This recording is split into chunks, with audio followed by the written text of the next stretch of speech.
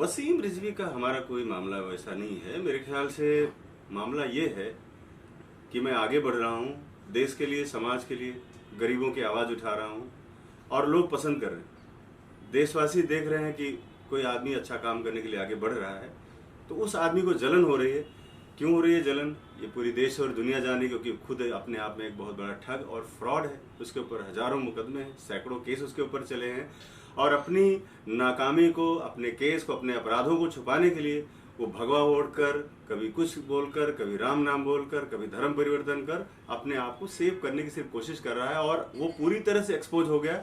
Expose करने में सबसे बड़ा हाथ मेरा रहा है, इसलिए वो बौखलाया हुआ है पूरी तरह से और मेरी इमेज को खराब करने के लिए, मेरे करियर को खराब करने के लिए और एक बच्ची का भविष्य बर्बाद करने के लिए, जो अभी अभी सपने देखना जिसने शुरू किया है और आने वाले भविष्य में वो बहुत अच्छा काम करेगी, उसका भविष्य खराब करने के लिए ये आदमी उतर आया है पूरी तरह से अपनी मक्कारी पर, मतलब झूठ पर, फरेब पर। जितना झूठ बोल सकता है, गिरा हुआ इंसान, मतलब एक जो गटर छाप जो जानवर होता है ना, उतना झूठ बोलता है, उस लेवल का झूठ बोलता है। झूठ बोलने वाला भी शर्म खा जाए। ऐसी झूठ को लेकर के पूरे देश में जो आज वायरल कर रहा है वीडियोस तमाम सारे इधर उधर के, और उसके साथ कुछ और भी 2-4 लोग मिले हुए हैं जो कहीं ना कहीं हमारे से एसोसिएटेड रहे हैं और हमारे साथ उन्होंने काम किया हुआ है। उन्होंने मेरी फीस नहीं दी है तो मैंने उनके खिलाफ केस कर रखे हैं। ऐसे लोग अब एक मंच पर इकट्ठा हो गए हैं सारे, उनके साथ 2-4 और लोगों को मिला लिया गया है जिसमें कुछ चैनल भी हैं। एक चैनल वाले से तो मेरी बात हो रही थी, आप देखिए मीडिया का कितना गंदा रूप है। मैंने उसको फोन करके बोला कि भाई क्या कितना पैसा मिल गया है, 2-4 लाख रुपए मिल गया क्या, इतना जो हमारे बारे में खाली वायरल कर रहे हो आप न्यूज। तो मुझे बोल रहा है कि 2-4 लाख मिला होता भैया तो मैं आपका मर्डर कर देता, ये तो 20-25 हजार में ही हो रहा है सारा। तो कुछ ऐसे लोग भी उसके साथ इन्वॉल्व हैं जो इस लेवल पर है कि कुछ व्यूज बन जाए, कुछ पैसा आ जाए कहीं से और उनका चैनल चल जाए।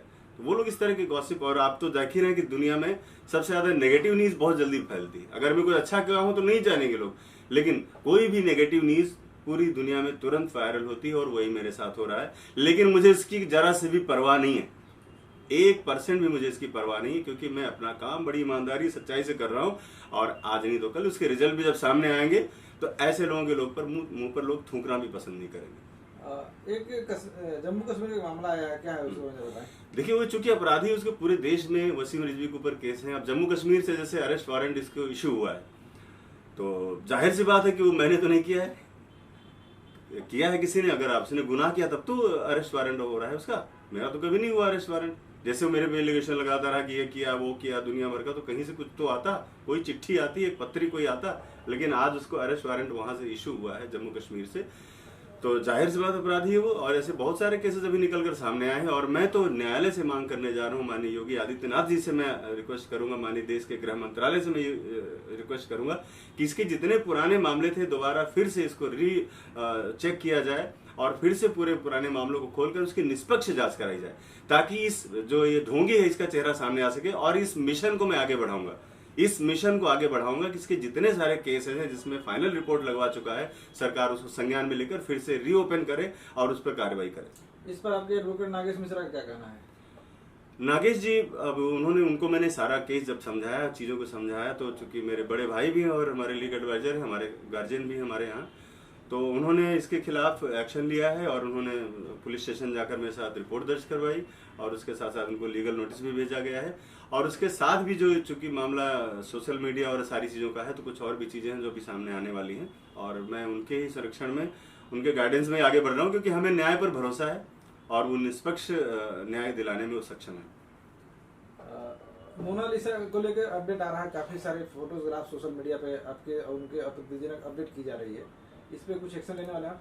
देखिए, ये तो बेशर्मी है लोगों की, वो लोग बेशर्म है जो अपने रील्स के लिए और अपने चैनल को चलाने के लिए इस तरह गंदी हरकतों का सहारा ले रहे हैं। उनको मैं वार्न करना चाहता हूँ कि ऐसी चीज़ों को बंद कर दें, अन्यथा मैं तो पूरी लिस्ट बना रहा हूँ अभी, जो चीज़ें जहाँ से आ रही हैं निकल के, वो अभी सब पर उन पर कार्रवाई होगी, ये तय है। कार्रवाई होना निश्चित, इसमें कोई शक नहीं है, क्योंकि ये जरूर है कि मैं लड़ूंगा, लेकिन थोड़ा स्लोली मेरी लड़ाई है, लेकिन आने वाले समय में हम लोग ही जीतेंगे। आपके और भी कई प्रोड्यूसर आपके ऊपर अलग अलग वीडियो बना के डाल रहे हैं, उनके ऊपर क्या कुछ एक्शन ले रहे हैं आप? भाई, उनके ऊपर तो ऑलरेडी केसेस चल रहे हैं, अब उस केस में और एक चीज़ें ऐड हो देंगी।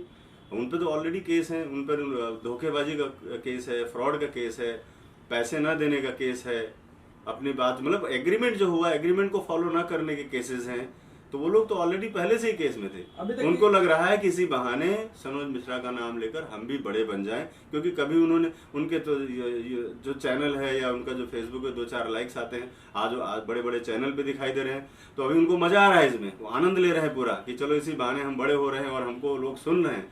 और बड़ा गंभीर होकर ऐसे ऐसे बातें की जा रही है, जैसे होता नहीं कि पूरा जैसे प्लान करके क्या है, हम बहुत मैच्योर आदमी हो, बड़े बैलेंस करके बोल रहे हैं लोग। तो बोले दो, हम भी बोलेंगे, हम भी आएंगे, टेंशन नहीं है। अभी तक किस किस लोगों पे उनका नाम लेके जरा बताएं कि आपने नाम ऐसे तो वसीम एक है, और एक रवि, और एक मारुत है, एक माही है, और एक अभिषेक उपाध्याय है, कोई चैनल वाला। आपने कल अम्बोली पुलिस स्टेशन में जी इस पर पुलिस से संज्ञान लिया है, हाँ। नोटिस जारी किया, उस पर क्या पुलिस एक्शन ले रही है तक महाराष्ट्र पुलिस? देखिए, पुलिस अभी जांच कर रही है, सारे वीडियोस देख रही है लोग कि क्या क्या चीजें, और सब बड़े हैरान, क्योंकि एक नहीं लाखों वीडियो हैं। और मैं तो ये भी देख रहा हूँ कि भाई चलो इसी बहाने कम से कम हमारी फिल्म का नाम भी हुआ, और मैं तो इसको पॉजिटिव भी लेता हूँ। और सबसे बड़ी बात है कि अभी तो फिल्म सारा कुछ देख रहे हैं, जो सारा जो भी यूट्यूब पर और सारी चीज़ों पर है, पुलिस इस पर एक्शन लेगी। अभी जांच में चल रहा है मामला, मेरे ख्याल से 1 आध दिन जाएगा। तो ये जो फिल्म बहुत चर्चे में आ गई है आजकल आपकी, द डायरी ऑफ मणिपुर, ये शूटिंग आपका क्या प्लान है, कब तक? शूटिंग बस 2-4 दिन में मैं शुरू करने जा रहा हूँ फिल्म की शूटिंग।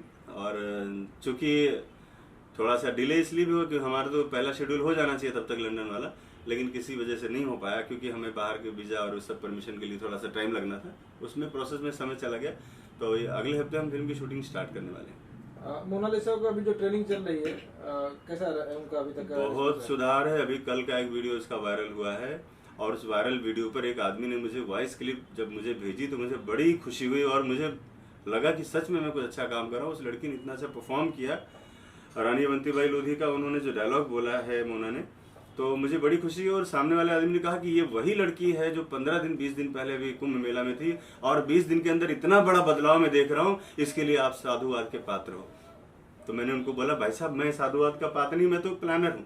उनको सिखाने वाले जो गुरु जी हैं, उनको जो बताने वाले हैं, और उसका खुद का लगन, वो भी सीखना चाह रही, ये सब चीज़ें उनकी। मैंने तो एक प्लान किया है। तो एक इस तरह से देखा जाए तो मुझे जो पहले बहुत ज़्यादा चिंता थी, बहुत ज़्यादा शंका थी, उस शंका से, चिंता से बाहर आ रहा हूँ। और मुझे लगता है कि जिस तरह से हमारी फिल्म देश में चर्चित हुई है, उसी तरह से मैं अच्छी फिल्म बनाकर लोगों के सामने लाऊंगा।